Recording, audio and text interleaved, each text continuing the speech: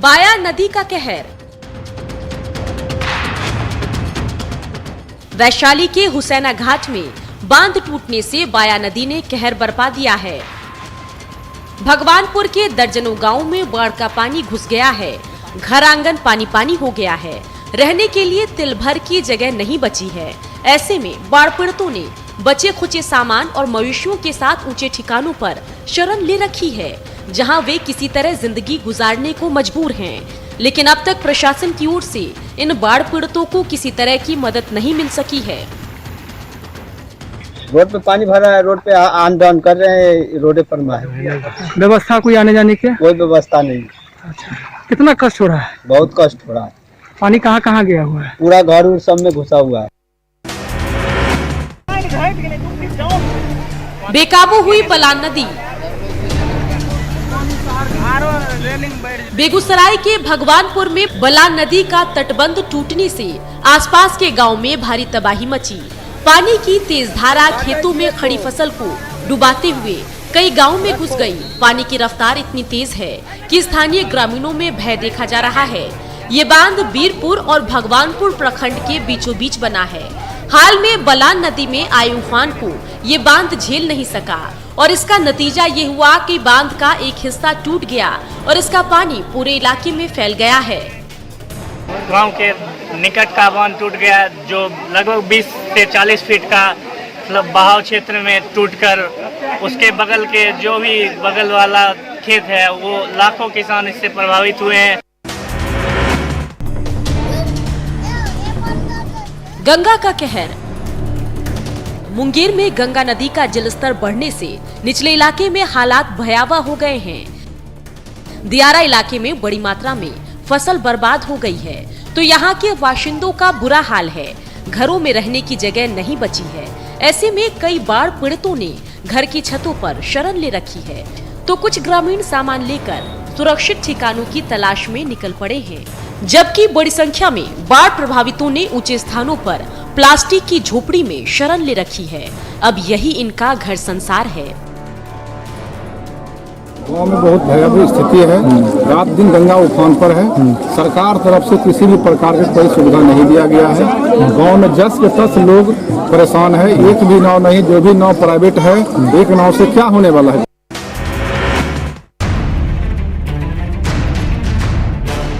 पानी पानी चंडिका स्थान। ये देश के 52 शक्तिपीठों में से एक मुंगेर के प्रसिद्ध चंडिका स्थान का नजारा है। कोरोना के चलते मंदिर के दरवाजे पिछले 6 माह से श्रद्धालुओं के लिए बंद हैं। इसके चलते मंदिर के पुजारी से लेकर आसपास के दुकानदार तो परेशान हैं ही। गंगा नदी में उफान ने रही सही कसर भी पूरी कर दी है। इन दिनों बाढ़ के पानी में पूरा मंदिर परिसर डूबा हुआ है। मंदिर का गर्भगृह भी पानी पानी हो चुका है। ऐसे में पानी के बीच ही सुबह और शाम में मां चंडिका की पूजा अर्चना हो रही है। 10-15 दिन पहले ये मास चल रहा है, जो कि गंगा का बाढ़ का आदमी का सूचक हो गया। बस इसी माह में सावन भादो आश्विन में इसी माह में गंगा का मेला होता है। तबाही के निशान। गोपालगंज में बाढ़ से तबाही का ये मंजर देखकर किसी के भी रोंगटे खड़े हो जाएंगे।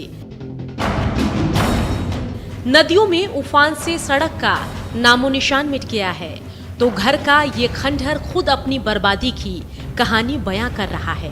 3 साल के अंतराल के बाद इस साल आई भीषण बाढ़ ने गोपालगंज में जबरदस्त तबाही मचाई। सैकड़ों सड़कें बह गई, कई एकड़ फसल बर्बाद हो चुके हैं, तो हजारों घर ध्वस्त हो चुके हैं। इसके चलते 4 लाख से ज्यादा ग्रामीणों को बेघर होने का दंश झेलना पड़ा। घर में लोग सामान रखे थे, अनाज रखे थे, गेहूं चावल वगैरह जो था सब बाढ़ में खत्म हो गया। कपड़ा बिछावना भी खत्म हो गया। बाढ़ के का पानी थोड़ा सा खत्म हुआ है, लेकिन अब बीमारी तरह तरह का पैदा हो रहा है। लोहनगरी में बाढ़ का खतरा। जमशेदपुर में इन दिनों झमाझम बारिश से स्वर्ण रेखा और खरकई जैसी नदियों में जबरदस्त उफान देखा जा रहा है। तो ओडिशा और चांडिल में डैम का फाटक खुलने से इन दोनों नदियों का जलस्तर आने वाले समय में और बढ़ने की आशंका है। इसके चलते इन नदियों के आसपास बसी बस्तियों में एक बार फिर बाढ़ का खतरा मंडरा रहा है। ऐसे में प्रशासन की ओर से हाई अलर्ट जारी करते हुए यहाँ रहने वाले बाशिंदों से सुरक्षित ठिकानों में जाने की अपील की गई है।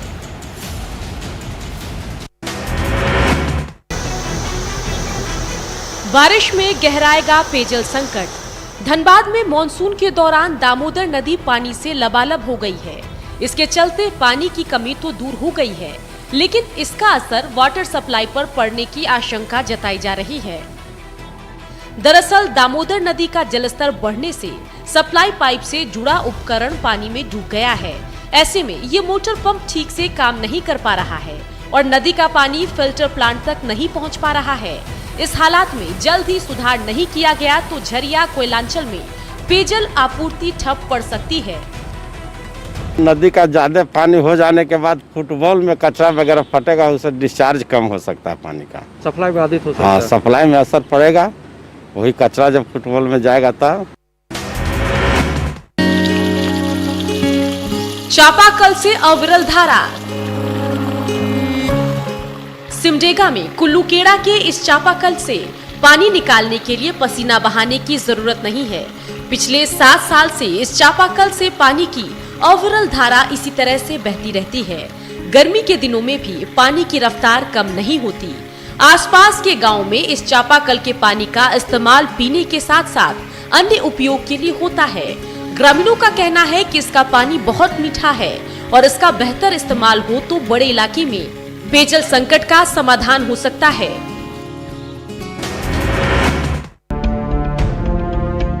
अधूरा है पुल का सपना। लोहरदगा के मतराटोली और मनहो गांव के बीच ये पुल पिछले कई साल से यूं ही अधूरा पड़ा हुआ है। ऐसे में आसपास के ग्रामीणों को लोहरदगा जिला मुख्यालय आने जाने के लिए इसी नदी से होकर गुजरना पड़ता है। मॉनसून में जब नदी में पानी भर जाता है तो इसे पार करना मुश्किल हो जाता है। सालों पहले जब यहाँ इस पुल का निर्माण शुरू हुआ था तो स्थानीय ग्रामीणों में खुशी देखी जा रही थी। पुल के खंभे बनकर तैयार हो गए, लेकिन बीच में विभागीय लापरवाही के चलते ये पुल अधूरा पड़ा रह गया। प्रशासन आपके द्वार। घने जंगलों के बीचों बीच ये पहाड़ी रास्ता आपको ले जाता है सारंडा के बिहड़ गांव में, जहां आज तक विकास की एक किरण भी नहीं पहुंच सकी है। मुख्यमंत्री के निर्देश पर पश्चिम सिंहभूम के तमाम आलाधिकारी पहाड़ी रास्ते से गुजरते हुए घने जंगल के बीच नुयागढ़ा गांव पहुंचे। स्थानीय ग्रामीणों के साथ बैठक कर उनकी समस्याओं पर चर्चा की। साथ ही सारंडा के 40 गांव में जल्द से जल्द सड़क, बिजली, पानी, शिक्षा और स्वास्थ्य सुविधा बहाल करने का निर्देश दिया। पीने का पानी बहुत जरूरी है, क्योंकि इसमें तो बहुत दिक्कत हो जाती है। गर्मी में तो पानी सूख जाता होगा तो बहुत दिक्कत हो जाती होगी, तो उसको कैसे साफ पानी आप लोगों को मिले ये जरूरी है बच्चों की पढ़ाई के लिए। तो इन सब चीजों पे हम सब लोग आए हैं, आप लोगों से मिले। आवास की आस। गोड्डा के आदिवासी टोले में बनी ये टूटी फूटी झोपड़ी इन ग्रामीणों का आशियाना है। इनका पूरा घर संसार इस छोटी सी झोपड़ी में समा गया है। मानसून के दौरान जब फूस की छत से पानी का रिसाव शुरू हो जाता है तो प्लास्टिक से ढककर उसे रोकने की कोशिश की जाती है। इन गरीब आदिवासियों ने अपनी पूरी जिंदगी इन मिट्टी के घरों में गुजार दी, लेकिन इन्हें एक पक्की छत तक नसीब नहीं हो सकी। ऐसे में गोड्डा जिला प्रशासन की कार्यशैली पर सवाल उठना लाजमी है। यहाँ पे जो अगर कुछ लोग छूट गए हैं उन लोगों को डीसी सर ने इनफैक्ट कल ही मीटिंग लेके सभी वीडियोस को ये भी बोला गया है छूटे हुए जो एलिजिबल हैं उनको फिर दिलवाने के लिए पूरा अपनी कोशिश करेंगे। आत्मनिर्भरता का रास्ता बंद। औरंगाबाद की इन महिलाओं ने चरखा के जरिए आत्मनिर्भरता का सपना देखा था। खादी ग्राम उद्योग बोर्ड ने इन्हें चरखा चलाने की ट्रेनिंग तो दी ही थी, सूद काटने के बदले मेहनताना भी दिया जा रहा था। इससे इन महिलाओं की जिंदगी खुशहाल हो गई थी। लेकिन लॉकडाउन के दौरान तमाम खादी केंद्र बंद हो गए तो आमदनी भी ठप पड़ गई। ऐसे में इन महिलाओं को मजदूरी मिलनी बंद हो गई है। अब इनके सामने विकट हालात पैदा हो गए हैं। आश्वासन दिया है कि बस पैसा आते ही, बिक्री प्रारंभ होते ही सबसे पहला काम मेरा होगा कि आप सबों का मजदूरी भुगतान। यूरिया के लिए हाहाकार। रांची के किसानों के बीच यूरिया को लेकर हाहाकार मचा हुआ है। समय से पहले मॉनसून आने और खरीफ फसल की बुआई के चलते इन दिनों यूरिया की डिमांड काफी बढ़ गई है, लेकिन बाजार में उतना स्टॉक उपलब्ध नहीं है। ऐसे में कई दुकानदार यूरिया की कालाबाजारी करने में जुटे हैं। इसकी शिकायत मिलने पर रांची जिला प्रशासन ने कमर कस ली है। रांची के 18 प्रखंडों में विभागीय अधिकारियों की मौजूदगी में किसानों के बीच यूरिया बांटा जा रहा है। कालाबाजारी में जहां शिकायतें आ रही है, जहां अत्यधिक मूल्य वसूले जा रहे हैं, वहां हम लोगों ने कार्रवाई किया है। कल हम लोगों ने पिठौरिया में 2 दुकानों की शिकायतें थी, वहां अपनी टीम को भेजकर वहां उसके खिलाफ हम लोगों ने उनका लाइसेंस निलंबित किया है। मखाना करेगा मालामाल। पूर्णिया के मेहनती किसान मनीष मेहता मखाना के बिजनेस के जरिए बड़ी बड़ी कंपनियों को मात देने की तैयारी में हैं। इस फैक्ट्री में नमकीन मखाना तैयार होता है, तो रसगुल्ला मखाना का क्या कहना। देसी रेसिपी में तब कर जब ये मखाना तैयार होता है तो इसका स्वाद और बढ़ जाता है। रंग बिरंगी पैकिंग में मखाने की अलग अलग जायकेदार वैरायटी बड़े बड़े शहरों में भेजी जा रही है। इसकी डिमांड न सिर्फ दिनों दिन बढ़ती जा रही है, बल्कि कई बड़ी कंपनियां भी मात खा रही है। पुदीना फ्लेवर है, इन सब फ्लेवर्स को हम लोग इस तरह से करके बना रहे हैं। कोई भी एंटरप्रेन्योर अगर चाहता है कि हम मखाना का व्यापार करें, वो हमसे लेके इसमें अपना लेवल चिपकाएं और इसको अपना ब्रांडिंग करवा के अपने मार्केट में बेचें। मंडी में वायरस की खरीदारी। सरकारी आदेश मिलते ही पटना की सब्जी और फल मंडी फिर गुलजार हो गई है। बिहार सरकार ने सुबह 6 बजे से 11 बजे और शाम 4 से 6:30 बजे तक सब्जी और फल मंडी खोलने की छूट दी है। ऐसे में मीठापुर की इस सब्जी मंडी में दुकानदार और ग्राहकों का जमावड़ा लग गया है। लेकिन इस दौरान सोशल डिस्टेंसिंग से लेकर मास्क पहनने के सरकारी आदेश का पालन नहीं किया जा रहा। ऐसे में कोरोना संक्रमण फैलने का खतरा काफी बढ़ गया है।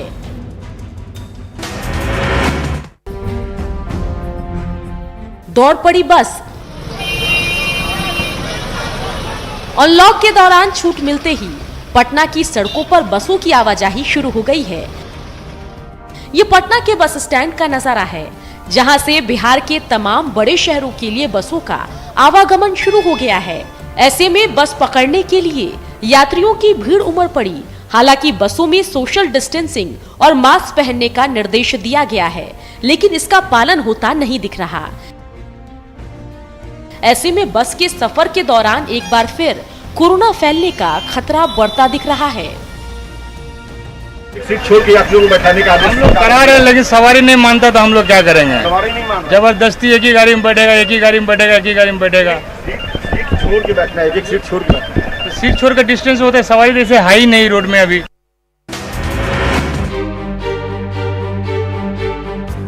मजदूरों की उड़ान। समस्तीपुर के इन 20 मजदूरों का हवाई जहाज से सफर का सपना जल्द साकार होने वाला है। दिल्ली के बड़े किसान पप्पन सिंह गहलोत ने इन मजदूरों के लिए हवाई जहाज का टिकट भेजा है। अब ये मजदूर जल्द ही अपना सामान लेकर पटना से दिल्ली की उड़ान भरेंगे। दरअसल ये मजदूर पिछले कई साल से दिल्ली के किसान पप्पन सिंह गहलोत के यहाँ मशरूम की खेती करते आ रहे हैं। लॉकडाउन के दौरान ये सभी अपने गांव लौट आए थे। अब इन्हें एक बार फिर से बुलावा आया है। बढ़िया है जी, पूरा खर्चा दे रहे हैं, टिकट का उन्हीं ने दिया है और बीच बीच में 3000 5000 करके खाते पे भेजते रहे हैं, पूरा सहयोग कर रहे हैं।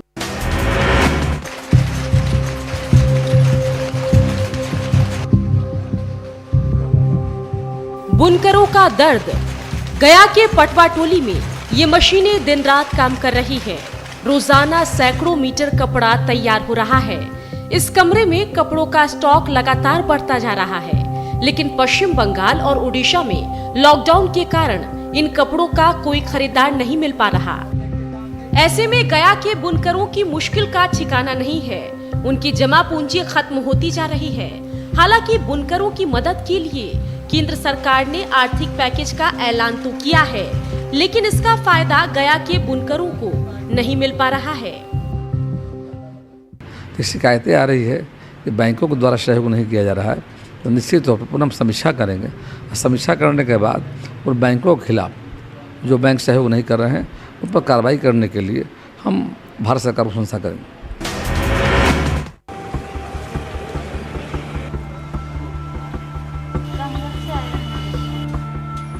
कामगारों की वापसी। दुमका के मेहनतकश कामगार काम की तलाश में एक बार फिर बड़े शहरों का रुख कर रहे हैं। इन मजदूरों को वापस फैक्ट्री तक लाने के लिए केरल की निजी कंपनी ने लग्जरी बस दुमका भेजी है, जिस पर सवार होकर ये मजदूर अपने गांव घर से सैकड़ों किलोमीटर दूर केरल के लिए चल पड़े हैं। रोजाना ऐसी दर्जनों बसें दुमका की सड़कों पर दौड़ती भागती दिख रही है, जिस पर सवार होकर मजदूर बड़े सपने लेकर एक बार फिर बड़े शहरों की ओर जा रहे हैं।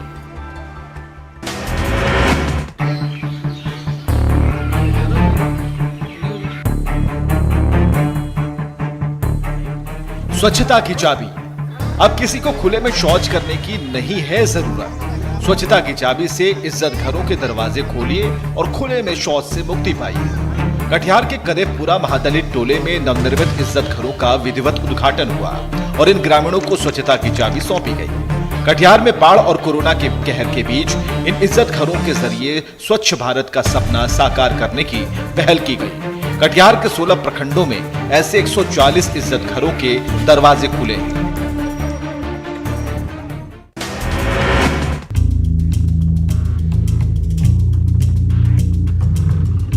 हॉकी की नर्सरी मुरझाई। सिमडेगा का ये हॉकी ग्राउंड कभी खिलाड़ियों और दर्शकों से गुलजार रहा करता था, लेकिन कोरोना काल में यहां वीरानी छाई हुई है। न किसी मैच का आयोजन हो रहा है और न हॉकी खिलाड़ी प्रैक्टिस कर पा रहे हैं। ऐसे में सिमडेगा की हॉकी नर्सरी मुरझा सी गई है और खिलाड़ियों में मायूसी देखी जा रही है। कोरोना के कहर के चलते पिछले 4-5 महीनों से हॉकी के तमाम सेंटर में ताला लटका है। हॉकी खिलाड़ी अपने घर लौट चुके हैं। अब उन्हें कोई रास्ता नहीं नजर आ रहा।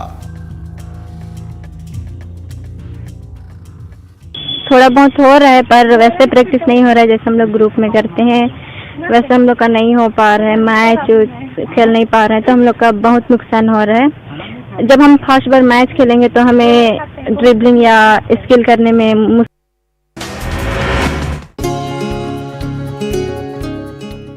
ग्रामीण पुस्तकालय का कमाल।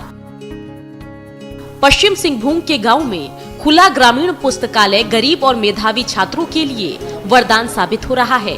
आदिवासी बुद्धिजीवियों की मदद से कई गांव में ऐसे ग्रामीण पुस्तकालय और स्टडी सेंटर चल रहे हैं, जहां गरीब छात्रों को पढ़ने के लिए न सिर्फ मुफ्त में स्कूली किताबें मिल रही है, बल्कि सरकारी नौकरी की तैयारी कर रहे युवकों को भी प्रतियोगी परीक्षाओं की तैयारी में काफी मदद मिल रही है। गरीब बच्चों के लिए 9th से लेके PG तक का हम लोग पाठ्य पुस्तक रखेंगे और जितने पढ़े लिखे हैं वो लोग के लिए क्लास से लेके IAS लेवल तक का हम लोग पुस्तक रखने का प्लान बनाया है।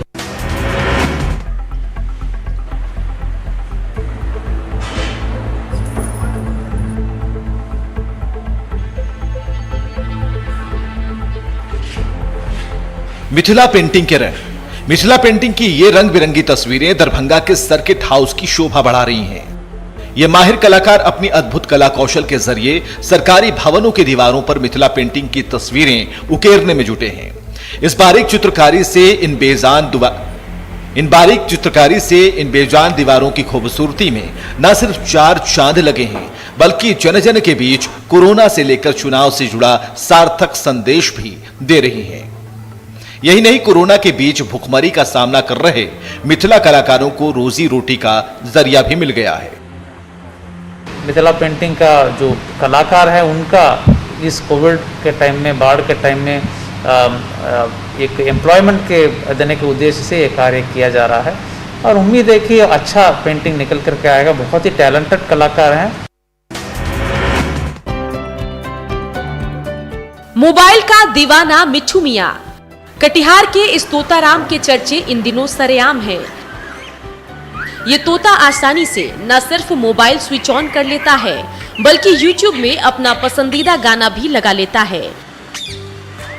1.5 साल पहले नया टोला निवासी राजेश वर्मा इस तोता को अपने घर पर लाए थे और तब से ये इस परिवार का सदस्य बन गया।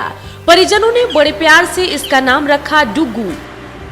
इस मिट्ठू मियां को बाइक की सवारी भी बहुत पसंद है। जब भी परिवार के सदस्य बाहर निकलते हैं ये तोता भी साथ होता है। YouTube चलाता है और YouTube में जो तोते बोलते हैं ये वही रिपीट करता है और बहुत जल्दी सीख जाता है। YouTube कैसे सीखा? कैसे सीखा YouTube? ये हमारे बगल में रहता था और जब हम चलाते थे तो ये हमारे कंधे पे बैठकर देखते रहता था और फिर ये भी सीख गया YouTube चलाना। ये युवक आखिर पैडल मारकर स्कूटर कैसे चला सकता है? इन तस्वीरों को देखकर आप हैरान मत होइए। ये लुधियाना के 8वीं क्लास के छात्र हरमनदीप का कमाल है। इसने पुराने स्कूटर के कबाड़ से ऐसी साइकिल बना डाली है जो आगे से तो स्कूटर लगता है लेकिन है दरअसल साइकिल। इसकी सवारी कर आप बिना पेट्रोल के स्कूटर का मजा तो ले ही सकते हैं, साथ ही इसे चलाने से आपकी सेहत भी दुरुस्त रहेगी। इस कमाल की साइकिल को देखने के लिए हर दिन काफी लोग पहुंच रहे हैं।